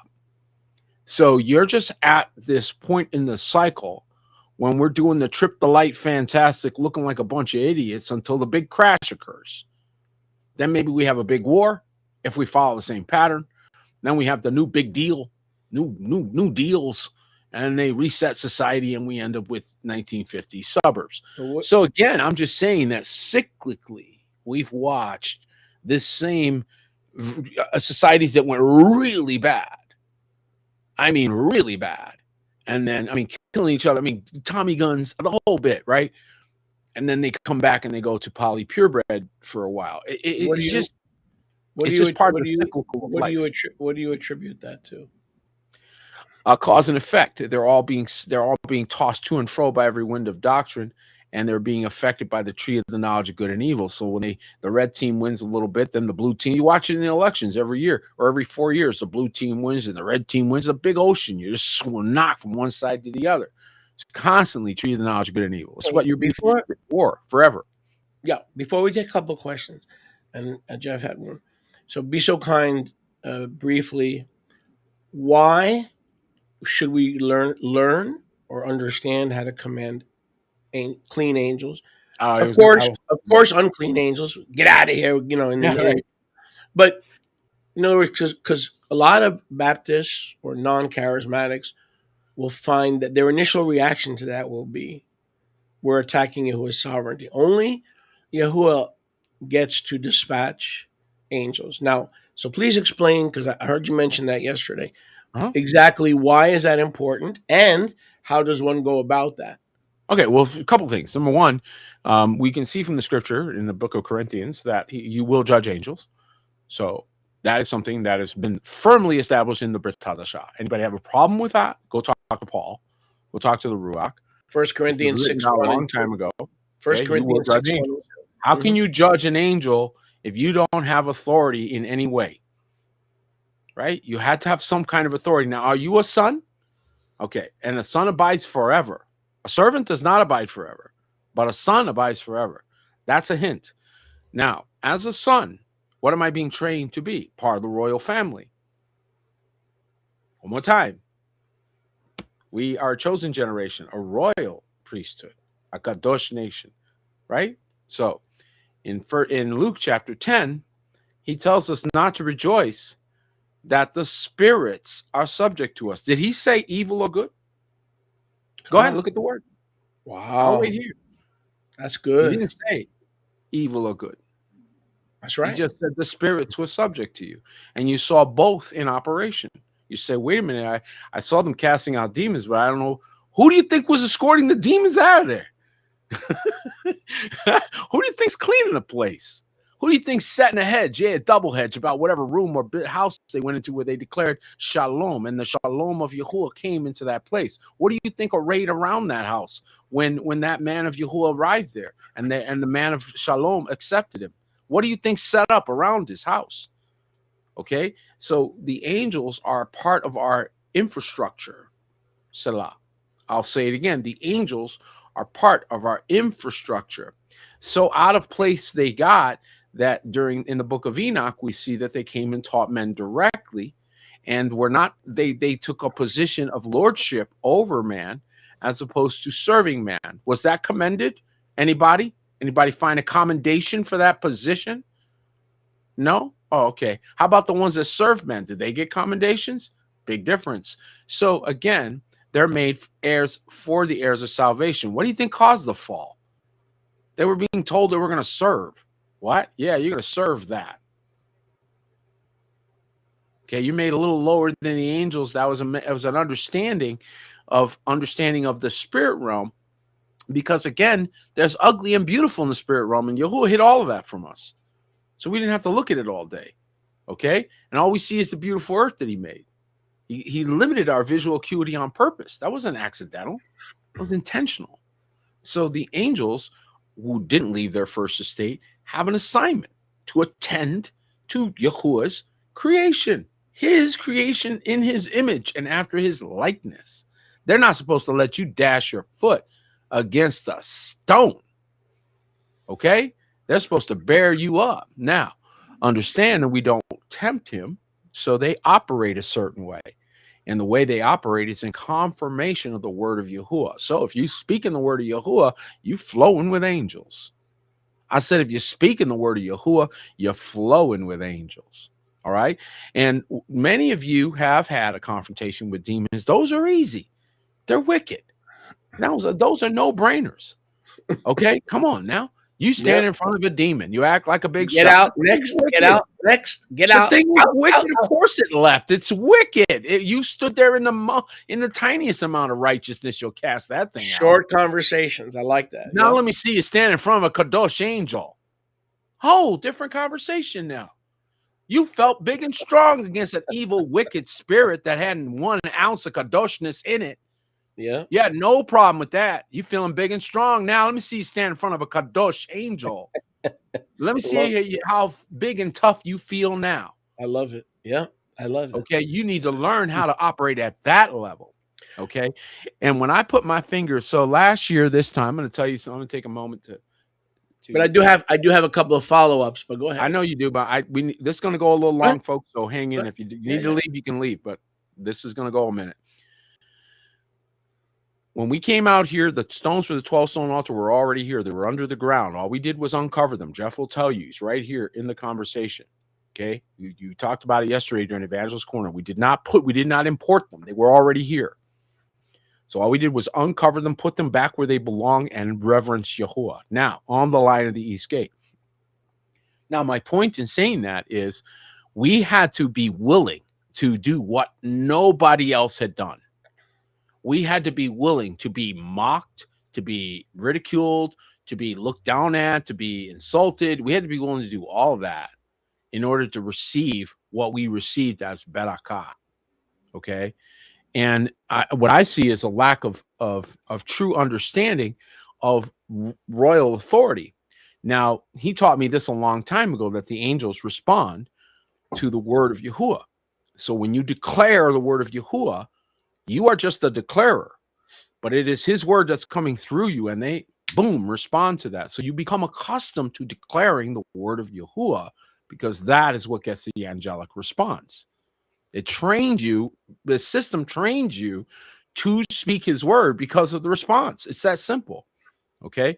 And so the angels are part of that. Now, we put the altar together. We did the libation ceremony in the fall of 2024. That's when you see me walking with a jar of water toward the altar at the end of every broadcast that we do. That was the libation ceremony, 2024. He speaks to me and says, you can help them if you want to. You have the gifts. So I begin to walk in certain ways. April 2nd of 2025, I put my fingers to a keyboard to start what I began to do and have been working on ever since. These things change the world. We do not govern by yelling and screaming. We govern by declarations. And my level of declaration, they can't ignore. It's filed inside of their system, requires them to check themselves before they wreck themselves, right? So this is world-changing level stuff. Why is he doing it this way? He's doing it that way because he's confirming that his way is the only way. His wisdom cannot be gainsaid and cannot be contended with. All right. We're going to have countries license our tech because it came from him, because of what its effect is. And I'm telling you right now, he's ruling in a way you didn't see him. And he's doing it through his people. Amen. Go ahead. Couple of follow-ups. What you said, the spirits, rejoice not that the spirits are subject to your name. Oh, I know what I was going to say. Yes, go ahead. I mean, they're subject to you, but that your name is written in the Lamb's Book of Life. So, like you said, he did not differentiate between clean and unclean spirits. See, we read that verse, or I read that verse and have for over 40 years, and say, oh, unclean spirits are subject to me. But he didn't say that. Like you pointed out, which was brilliant, rejoice that your names are written in the Lamb's Book of Life. Rejoice not that spirits. So it's not just unclean. That would include clean angels. That's number one. That's number one. So we rather recognize what you were sharing. That's number one. Number two, 1 Corinthians 6, 1 and 2. Do you not know that in the age to come, we will judge Malachim, right? Which age is he talking about? But that's what I'm going to say. It hit me. See, I told you when you got the return of Yahusha in 70 AD, truth, not theory, truth. Listen, every verse will speak volumes, and add a volume that you never saw or heard before. You will hear the voice. Oh, that's easy to prove. You will hear the voice of Yahuwah, as like you did in the book of Revelation, when John said, I heard the voice as it were of many waters. Let me say that again. When you humble yourself and believe the timestamp scriptures of Yahusha, that he returned in the 1st century, no verse from Genesis 1 to Revelation 22 will read the same, but more importantly, it'll speak in levels of waters. It'll be the voice of many waters. And I think you found that to be true. So when I used to read 1 Corinthians 6, don't you know that we will judge angels? How come you guys can't settle a small matter? No. Now, in the age to come is when we're going to judge angels, like you just said before. Well, when did the age or the Messianic age begin? We're in the new heavens and the new earth. What does that mean? You're supposed to be commanding angels. That's what now is the time not only to command. Correct me if I'm wrong, Peter. I don't mind being corrected. But we can judge angels now. Listen, not when we die. If we're going to judge angels, we used to think when we die in the Olam Haba, in the world to come. But according to the new heavens and new earth, we are in the age that will never end. Because when we die, we're going to go right into the New Jerusalem, right? Right. So that means we can judge, not only, we can, correct me if I'm wrong, we can not only command angels now, but we can judge them. I judge you unfaithful, I judge you faithful. Raphael, I dispatch Raphael to heal me, to heal my wife, to heal my family, because we are in the age, and I have that authority, and I have the judgment of the unclean angels, and the dispatching of clean angels is all in my purview. Now let me ask you a quick question, guys.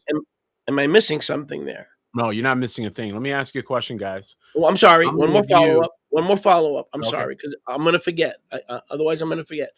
And when you answer that, and I think I answered my own question, can we dispatch angels by name? By a specific name?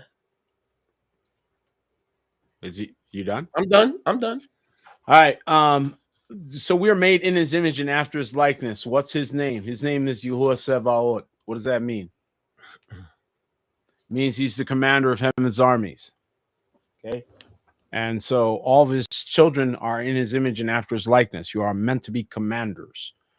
You are all commanders at various levels. So what did the greatest level of faith get commended at? Just stop and consider. What did Mashiach himself say? He said, I have not found so great a faith, no, not in Yasharel. So he already took one faith and said, I'm putting this at the very top. I want you guys to see this. What was he describing? A centurion who understood that he was under authority and in authority. So he had to submit himself to that which was above him, and he had to speak with authority to that which was beneath him, if you will, for lack of a better way to say that. Or subject to him is probably a better way to say that than beneath, because I don't really think that, but subject to him. So this is the faith that Mashiach commended, that he didn't have to even do anything but say the word and his servant would be healed. This is one who fully understood the power of the spoken word, the decree of a royal. Okay, a decree of a royal. So what he was doing was he was acknowledging the royalty of Yahusha, and that all he had to do was make a decree, and that decree would be followed by his invisible servants that no one could see but would follow his decree. And sure enough, he said, now see, that's no greater faith than that in all of Yasharel, because he understood that the invisible world was subject to the declaration of what we could in fact hear. So even though we don't see the way the engine works, we know we push the gas, it works, right?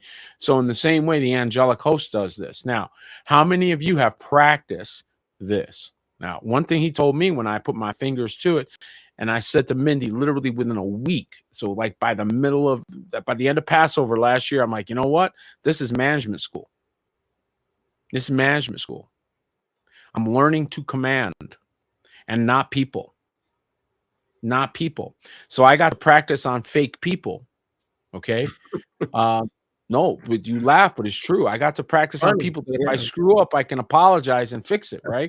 Whereas if you do it with a real person, you really messed up. Okay. So how many of you need some practice in management? I know I did. How many of you need some practice in resource management or in allocation? Or here's one, delegation. Okay. And delegating authority, delegating properly. These are all things that are contained within the example of Cornelius. So when I looked at that, I looked at the judging of angels and understanding that they are subject to us. So if I didn't command correctly and they didn't end up doing something that they could have done and that could have intervened or could have made a difference, and because I didn't understand my dashboard, right? I didn't understand how to push any of the buttons. Well, I'm not a qualified son.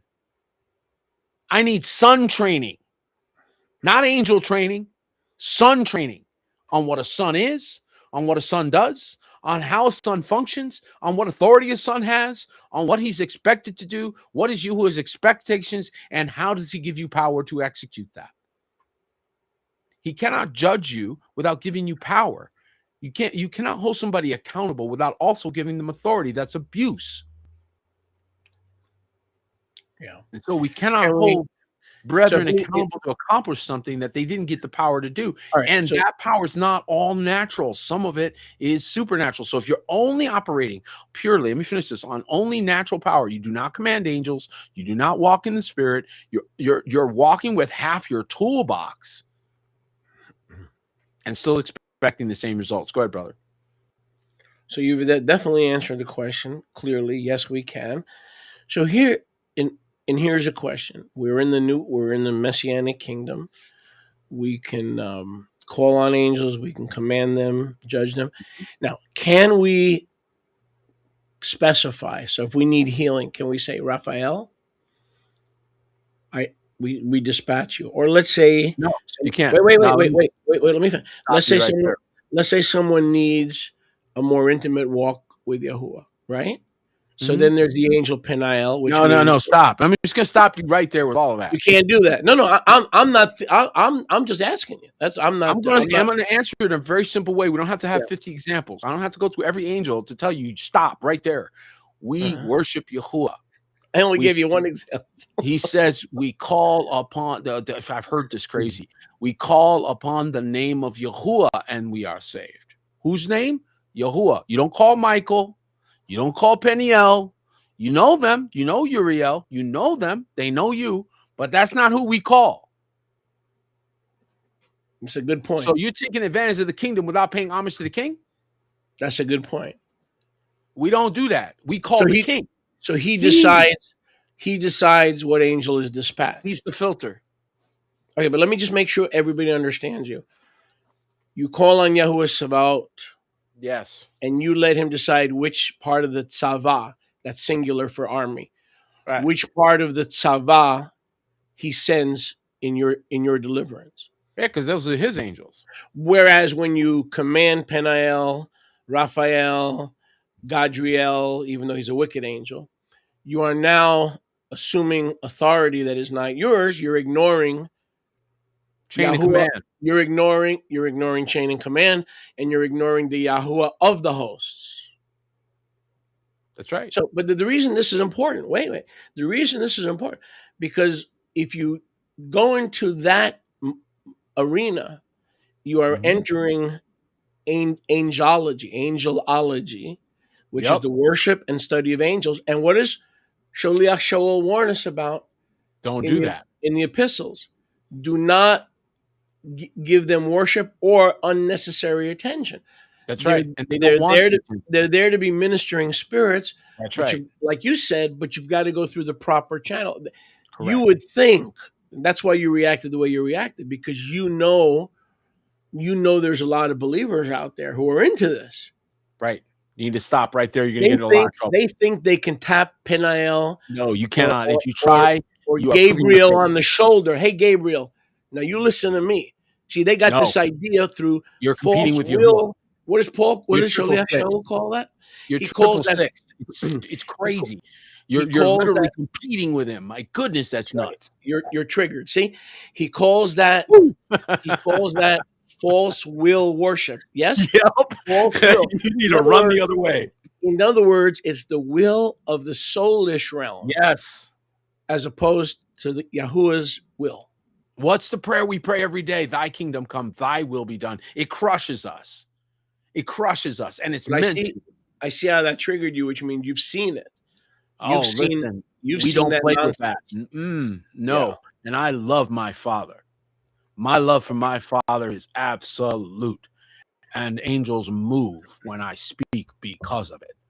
So, but you appeal to they don't move because I call their names. They move because I call his. You appeal to the Father. Amen. We're out of time. I think this might have been, well, maybe say that the best. This was the best. Episode 51, the start of a new jubilee. This may have been the best broadcast and time of ministry that we ever had. So thank you for being part of it. Thank you, Apostle Peter, and all the folks over at New Kingdom around the world. We love you, and Yahuwah willing, we'll see y'all soon.